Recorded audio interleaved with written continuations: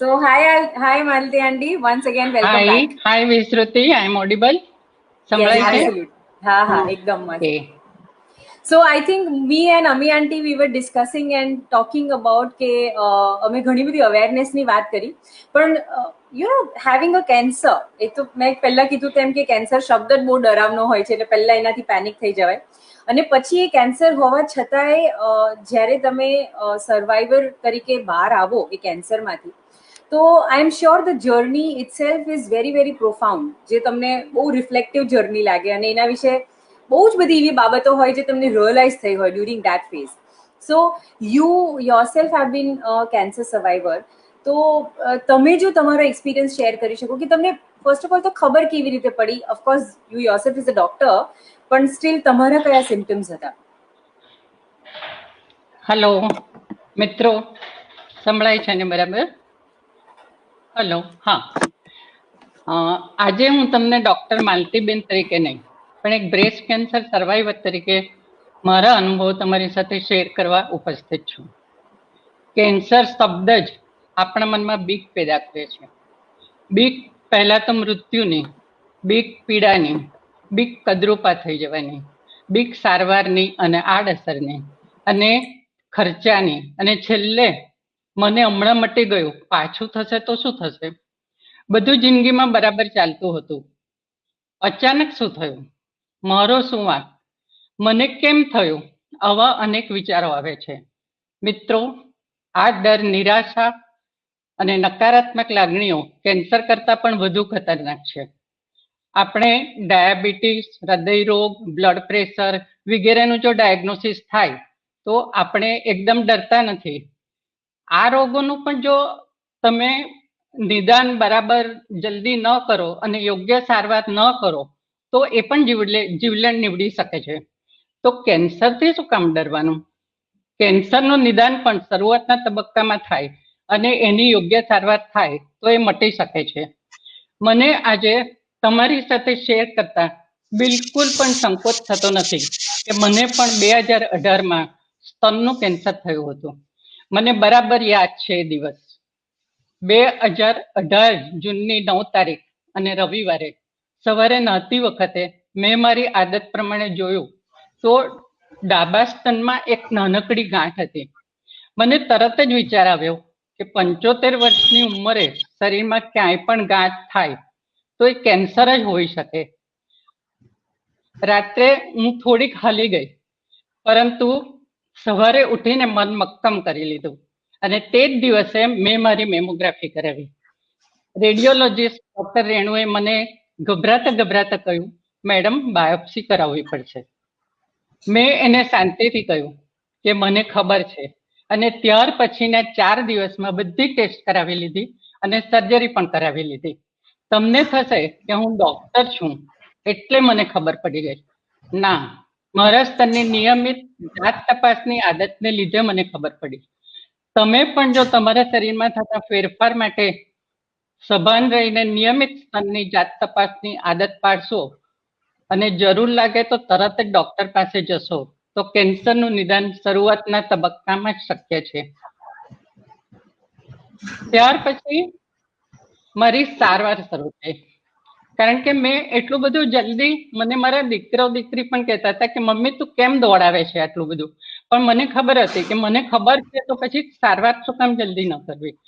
કોઈ પણ કેન્સરની સારવાર મુખ્યત્વે 3 રીતે થાય છે: સર્જરી, કેમોથેરાપી અને રેડિયોથેરાપી. બીજી ઘણી બધી સારવારોની શોધ પણ ચાલુ છે. કઈ સારવાર પહેલી શરૂ કરવી એ તમારું કેન્સર કયા તબક્કામાં છે, કયા પ્રકારનું છે અને તમારી ઉંમર કેટલી છે એના પરથી નક્કી કરવામાં આવે છે. મારું કેન્સરનું નિદાન પહેલા તબક્કામાં થયું એટલે પહેલા મારી સર્જરી થઈ. કોઈ પણ સ્ત્રીને તેનું સ્તન કાઢી નાખવામાં આવશે એવું ખબર પડે એટલે એનો આત્મવિશ્વાસ ઓસરવા માંડે છે, પરંતુ આમાં ડરવાની વાત નથી. તમને ડૉક્ટર ઓપ્શન્સ આપશે. ફક્ત ગાંઠ કાઢી શકાય અને આખી બ્રેસ્ટ કાઢી નાખવાની જરૂર પડે તો પણ ગભરાવાની જરૂર નથી હોતી. ઓપરેશન વખતે જ અથવા તમે જ્યારે ઈચ્છો ત્યારે પ્લાસ્ટિક સર્જરી કરાવી શકાય છે. અને ન કરાવવી હોય તો બ્રાની નીચે પહેરવાના ઘણા બધા ઉપકરણો પણ આવે છે, જેમાં તમે પહેલા જેવા દેખાતા હતા એવા જ દેખાઈ શકો છો. શરીરનો એક ભાગ કાઢીને જો આપણી જિંદગી બચી શકતી હોય તો, અને તમારા સ્ત્રીત્વમાં કોઈ ફેરફાર ન થતો હોય તો પછી શું કામ ડરવું? ડર્યા વગર તમારે કોઈ સર્જરી કરાવવી છે, તેની ચર્ચા ડોક્ટર સાથે અને તમારા પતિ સાથે કરો. ત્યાર પછી આવી કિમોથેરાપી, જેનાથી બધા લોકો ખૂબ ડરે છે. કિમોથેરાપીમાંથી પસાર થવું થોડુંક પીડાદાયક છે, કારણ કે કિમોથેરાપી કેન્સરના કોષોને મારવા માટે આપવામાં આવે છે, જે આપણા શરીરના નોર્મલ સેલ પર પણ અસર કરે છે. એટલે તમારા વાળ જતા રહે છે. તેની દરેક સ્ત્રીને ખૂબ બીક લાગે છે. કેટલાકને ઝાડા, ઉલટી, કબજિયાત, વીકનેસ, ચક્કર આવવા, માથું દુખવું, નિરાશા અને લાચારી અનુભવવી, ભૂખ ન લાગવી જેવી અનેક તકલીફો થાય છે. બધાને આ બધું જ થાય એવું જરૂરી નથી, અને ડોક્ટર તમારી તકલીફ ઓછી થાય એવી દવા આપશે. એક વસ્તુ યાદ રાખો કે આ બધું જ ટેમ્પરરી છે. એકવાર કિમો પતી ગયા પછી મોટા ભાગનું ધીમે ધીમે મટી જાય છે. વાળ પણ 3 હપ્તા પછી આવવાના શરૂ થઈ જાય છે, જે તમારા પહેલાના વાળ કરતા પણ સુંદર આવે છે. તમારી સારવાર દરમિયાન તમે ટોપી કે સ્કાર્ફ પહેરી શકો છો, અને વિગ પણ બનાવીને પહેરી શકો છો. એટલે વાળ જતા રહે કે બ્રેસ કાઢી નાખે એમાં તમે તમારો આત્મવિશ્વાસ ન ગુમાવો. આ સારવાર દરમિયાન કીમો લીધા પછી પહેલા 3-4 દિવસ તકલીફ વધુ હોય છે, પછી કીમોના બીજા ડોઝ સુધી તમને સારું લાગે છે. આ દરમિયાન પણ તમારી જિંદગી માટેનું હકારાત્મક વલણ તમને સારા થવામાં ખૂબ મદદ કરે છે. શક્ય હોય એટલા શારીરિક અને માનસિક રીતે વ્યસ્ત રહો. તમે ઘરમાં કચરા પોતા સિવાયનું બધું જ કામ કરી શકો છો. તમારા કોઈ શોખ હોય, ગાવાનો, સાંભળવાનો, ચિત્રકામનો કે વાંચવાનો, તો તે ચાલુ રાખો. નેગેટિવ માણસોને મળવાનું ટાળો. નેગેટિવ સિરિયલો ન જુઓ. શક્ય હોય તો હળવી કસરતો કરો. રડવાનું મન થાય તો ચોક્કસ રડી લો. તમારા મિત્રો કે કુટુંબીજનો સાથે ગપ્પા મારો. બાળકો સાથે રમો અને વારંવાર તમારા દુઃખની ફરિયાદ ન કરો. ઘરનું વાતાવરણ એકદમ ખુશ રહે એવા પ્રયત્ન તમે કરશો તો તમારી સારવાર ચોક્કસ સારી રીતે પૂરી થઈ જશે, અને તમે સારા થઈ જશો અને લાંબુ જીવી પણ શકશો. કેન્સરને મૃત્યુ સાથે ન જોડો. બધા કહે છે કે કેન્સર એટલે કેન્સર. સ્તન કેન્સર પછી ઘણા વર્ષો સુધી જીવી શકાય છે, અને 25 વર્ષ પહેલા મેં નિદાન કર્યું હોય અને એ લોકો જીવતા હોય એવા દર્દીઓ પણ મને યાદ છે. અને હવે તો સારવાર અને નિદાન પણ સારી રીતે થાય છે. ખૂબ જ અર્લી સ્ટેજમાં એનું નિદાન કરવું શક્ય છે. યાદ રાખો કે કેન્સર ચેપી રોગ નથી, એટલે સારવાર દરમિયાન તમે કુટુંબીજનોને મળી શકો છો, એમની સાથે જમી શકો છો. ફક્ત તેને શરદી, ખાંસી, તાવ વગેરે હોય તો એનાથી દૂર રહો. મેં કિમોથેરાપી દરમિયાન મને ગમતા બધા જ કામો કર્યા છે, અને સારવાર પત્યાના 4 મહિનામાં જ હું જાપાનની ટૂરમાં એકલી ગઈ હતી. મને ટ્રાવેલિંગ અને કુદરતના સાનિધ્યમાં રહેવાનું ખૂબ ગમે છે. તમે એકવાર સારા થઈ જાઓ પછી પોષણયુક્ત ખાવું પણ ખૂબ જરૂરી છે. તમે એકવાર સારા થઈ જાઓ પછી તમારી લાઈફસ્ટાઈલ, જીવનશૈલી હેલ્ધી રાખો, અને તમારા કુટુંબીજનોની લાઈફસ્ટાઈલ પણ તંદુરસ્ત રાખો, જેથી કેન્સર થવાની 70% પોસિબિલિટી ઓછી થાય છે. સારવાર દરમિયાન તમારા કુટુંબીજનો અને મિત્રોનો પ્રેમભર્યો સહકાર અને તમારો આત્મવિશ્વાસ કેન્સરના જંગ જીતવામાં સારવાર જેટલો જ જરૂરી છે. મારો અને બીજા ઘણાનો અનુભવ છે કે કેન્સરમાંથી સારા થયા પછી જીવનને વધુ સુંદર અને અર્થસભર બનાવી શકાય છે. તમે વધુ સારા હ્યુમન બીઈંગ પણ બની શકો છો.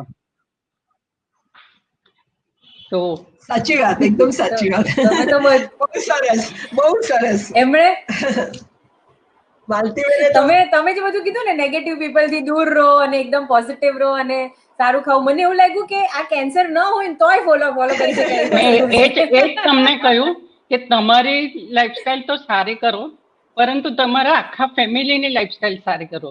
કારણ કે કેન્સર થવામાં 70% ભાગ અનહેલ્ધી લાઈફસ્ટાઈલથી છે. એટલે હું બધાને જ કહું છું, ખાલી કેન્સર ના દર્દીને કે કેન્સર થયા પછી નહીં, પણ બધાએ જ હેલ્ધી લાઈફસ્ટાઈલ રાખવી છે. એટલે મિત્રો મને બધા તમે સંજીવનીની પણ વાત કરી દો ને. સંજીવની લાઈફ બિયોન્ડ કેન્સર ની વાત કરી દો. તમારું નવું અભિયાન આને પછી ચાલુ કર્યું ને. ના, એ આપણે સંજીવનીની વાત કરીએ માલતી આંટી, પણ before that I have one thing to mention here. જે તમે કીધું છે એને જ એક વખત ફરીથી મારે refrain કરીને in a bold letters I want to share it with everybody as we are talking about this is breast cancer awareness month October and we are talking about breast cancer. તો એક જે વાત એમણે કીધી ને કે negative વિચારો છે ને એ 70% કેસ પતાવે છે. એટલે આઈ થિંક અને વિસ્તૃતિ એવું છે કે તમે નેગેટિવ વિચારો સાથે કે નેગેટિવ તમારા વલણ સાથે તમે તમારી કિમોથેરાપી લો છો, તમારી રેડિયોથેરાપી લો છો, તો એની અસર પણ ઓછી થાય છે. એટલે પોઝિટિવિટી અને આત્મવિશ્વાસ અને બીજું ખાસ તો કુટુંબીજનોનો સહકાર, એ બધું જ સારવાર જેટલું જ અગત્યનું છે. ટ્રુ. એટલે આઈ થિંક આ પોઈન્ટ બધી વસ્તુ જીતી લે છે બધી જ. So I really like this point અને આને હું એક વખત ફરીથી એટલે જ રિપીટ કરી રહી છું, કારણ કે આ વસ્તુ જો ફેમિલીમાં કોઈને છે તો એઝ અ ફેમિલી મેમ્બર તમે કન્સિડર કરી શકો how important for the cancer person જેને અત્યારે કદાચ કેન્સર છે, એના માટે કીમોની આસપાસની આખા સમયની અંદર એ પરિસ્થિતિની અંદર તમારી positivity as a family member કેટલી ઇમ્પોર્ટન્ટ છે. અને second, if at all you have got affected with cancer, breast cancer let's say, તો તમારે અંદરથી આ રિલેક્સ, એમણે કીધું કે ડરવાની જરૂર નથી. Just put the fear outside this whole zone and believe કે થઈ જશે. જે રીતે એમણે વિશ્વાસ કર્યો, કદાચ few seconds Malti aunty also got into the dilemma કે આવું કેમ થયું, બટ એમણે બધી જ બહુ જ બ્યુટિફુલ વાત કરી છે કે તમને તમારા દેખાવ, તમારા આ બધા વિશે જેટલી પણ ઇન્સિક્યોરિટીઝ ઊભી થતી હોય એ બધી જ મેનેજેબલ છે. The only thing you have to deal with is your own fierce, B aware about it and and then I think the very beautiful, I think at the age of 75 તમે આટલી અમેઝિંગલી એને survive કર્યું છે. મારો ખાલી એક સવાલ છે કે બીજી વાર થઈ શકે આંટી, પોસિબિલિટી છે એની? હા, કેન્સર જો એનો આ બધો આધાર તમારું કેન્સર ક્યારે ડાયગ્નોસિસ થાય છે. જો અમે બેને કીધું તેમ 0 કે 1 કે 2 સ્ટેજમાં ડાયગ્નોસિસ થાય તો અને તમે સારવાર જો બરાબર લઈ લો તો સારા થવાની શક્યતા બહુ છે.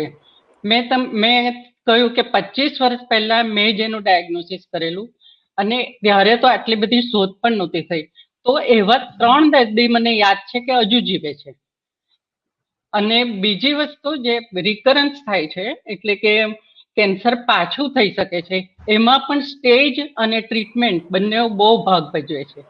અને કેન્સર થયા પછી પણ તમારી નેગેટિવિટી એ ખૂબ કામ કરે છે. તમારી લાઈફસ્ટાઈલ ખરાબ હોય, તમે બરાબર ઊંઘતા નથી, તમે નેગેટિવિટી થી જ કે હવે મને તો મારું તો શું થવાનું, મને તો કેન્સર થઈ ગયું. ઘણા જોબ પણ છોડી દે છે, પણ એવું બધું કરવાની કઈ જરૂર નથી હોતી. અને તમે પોઝિટિવ રહેશો તો એ રિકરન્સ અને હેલ્ધી લાઈફસ્ટાઈલ રાખશો તો રિકરન્સના ચાન્સીસ પણ ઓછા થઈ જાય છે. અને રિકરન્સ વખતે પણ હું એટલું જ કહીશ કે એમાં પણ જો અર્લી ડાયગ્નોસિસ થાય રિકરન્સનું, એટલે તમને એકવાર થઈ ગયું એટલે તમારી બીજી બ્રેસ્ટ પણ છે એને પણ ચેક કરો તમે. અને એ આ જે ચેક છે એ ચેક કરવાની જે છે સેલ્ફ બ્રેસ્ટ એક્ઝામિનેશન જેને કહેવાય, તે તમે આખી જિંદગી તમે એ કરો. અને હું તો એટલું કહીશ કે દર 1000 બહેનોએ એક પુરુષને પણ બ્રેસ્ટ કેન્સર થઈ શકે છે. એટલે એવું નથી. તો દરેક પુરુષને કે તમારા હસબન્ડને કે તમારા ભાઈને કે તમારા પતિને તમે સલાહ આપો કે દર 3 મહિને 40 કે 50 વર્ષ પછી પોતે પણ બ્રેસ્ટની એક્ઝામિનેશન કરે. I think this is a wonderful point you have brought કે બધા મેલ ને એવું હોય કે કદાચ અમે એકદમ ઇમ્યુન છીએ તો આઈ થિંક એવું નથી. ઓકે, કારણ કે અમે બે કીધું કે કેન્સર કેમ થાય છે એ જ આપણને ખબર નથી. અને જ્યારે બ્રેસ્ટ કેન્સરની વાત હોય છે ત્યારે હોર્મોનમાં જે ડિસ્ટર્બન્સ થાય છે એ સ્ત્રીમાં અને પુરુષમાં બંનેમાં થઈ શકે છે, પણ ફક્ત એનું પ્રમાણ બહુ ઓછું હોય છે, પણ થઈ શકે છે. કરેક્ટ. ઓકે. અને હવે coming back to what Ami aunty reminded or let's say mention, Sanjeevani life beyond cancer, આ વિશે આઈ થિંક રેડિયો પર આપણે વાત કરેલી હતી. વાત કરેલી. તો પછી આઈ થિંક આપણે સેલિબ્રેટ વિશ્રુતિ તો આપણે સંજીવની લાઈફ બિયોન્ડ કેન્સર એક મુંબઈ સ્થિત પબ્લિક ટ્રસ્ટ એનજીઓ છે, જેની સ્થાપના 2012માં કરવામાં આવી અને એના સ્થાપક મિસિસ રૂબી અલુવાલિયા, જેઓ વેસ્ટર્ન રેલવેમાં ઊંચો હોદ્દો ધરાવે છે અને પોતે પણ 3જા તબક્કાના સ્તન કેન્સરની સારવારમાંથી પસાર થયા છે. એમણે ટ્રીટમેન્ટ દરમિયાન ટાટામાં બહુ બધા દર્દીઓને જોયા કે જેની માનસિક તથા અન્ય સહારાની અને માર્ગદર્શનની જરૂર હતી, પણ એ લોકોને સલાહ આપનારું કે એમને માનસિક સપોર્ટ આપનારું કોઈ નહોતું.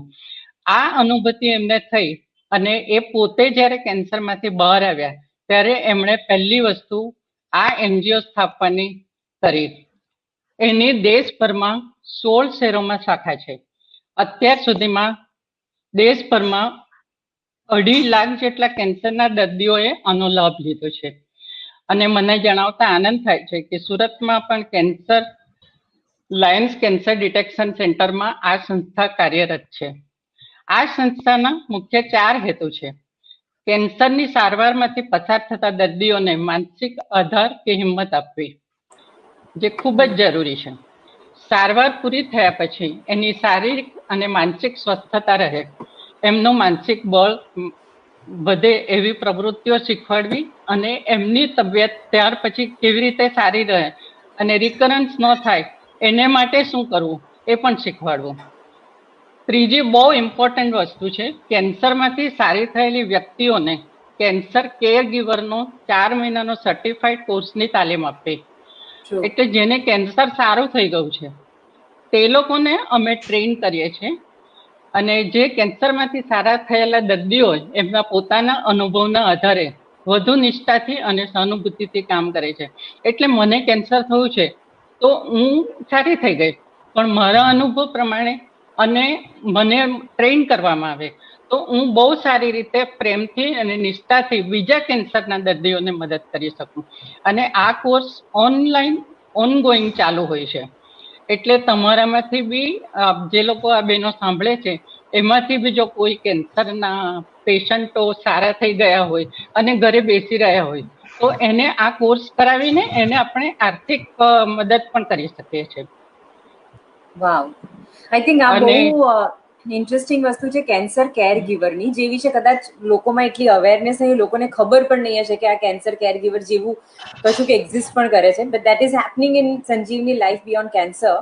અને મને પર્સનલી જ્યારે માલતી આંટીએ when we had a conversation in radio ત્યારે જ્યારે એમણે કીધું ને કે cancer survivors cancer caregiver બને છે, ત્યારે મને બહુ અપીલિંગ લાગી વાત. કારણ કે જો હું એમાંથી પસાર થઈ છું ને હું કોઈને એવું કહું છું ને કે તારે ડરવાની જરૂર નથી, તો એ સૌથી પેલું રીઅશ્યોરિંગ વસ્તુ છે કે I think I will believe you the most. any cancer survivor, I will believe that person the most rather than anybody else, even the doctor telling me that oh it will be all fine થઈ જશે. અને આ ઉપરાંત કોલેજો અને સ્કૂલોમાં અમે healthy lifestyle વિશે પણ જાગૃતિ લાવવાના પ્રયત્નો કરીએ છીએ. અને ખબર છે વિશ્રુતિ કે હું પોતે બી વાળ જતા રહ્યા પાછા આવ્યા એવું હું પેશન્ટને કહું ને પેશન્ટ મને જુએ તો એને ચોક્કસ થાય કે હું પણ ફાઇન થઈ જઈશ. એટલે આ એક્ટિવિટી ખૂબ જરૂરી છે અને એમ સમાજને પણ આ ખૂબ હેલ્પફુલ છે. Agreed. I think Ami aunty was saying something. વિશ્રુતિ, ના એટલે સુરતમાં આપણે લાયન્સ કેન્સર ડિટેક્શન સેન્ટર ખાતે આનું સેન્ટર ચાલે છે અત્યારે આપણે સંજીવની લાઈફ બિયોન્ડ કેન્સર. અને હું એક વસ્તુ એડ કરવા માંગુ છું કે આ પ્રવૃત્તિમાં Lions cancer detection centre Majura gate, doctor અમીબેન, ડોક્ટર મહંતી અને શહેરના અન્ય ડોક્ટરો પણ મારી સાથે સક્રિય છે. આપના પણ કોઈ સગાવાલાને અમારી મદદની જરૂર હોય તો ચોક્કસ અમારો કોન્ટેક્ટ કરી શકો છો. ડેફિનેટલી. હા, I think Ami aunty also મને વુડ લાઈક. હા ના એટલે મને એમ લાગે છે કે હવે આપણે જે પર્પઝ માટે આજે ભેગા થયા છીએ તો આપણે બધાને જેટલા બી અત્યારે હાજર છે એ લોકો પોતાના માટે શું કરી શકે મેઇન કીધું ને મલ્ટીબેન સેલ્ફ બ્રેસ્ટ એક્ઝામિનેશન તો આપણે એ તો બધાને બરાબર શીખવી જ દેવું પડશે બરાબર ને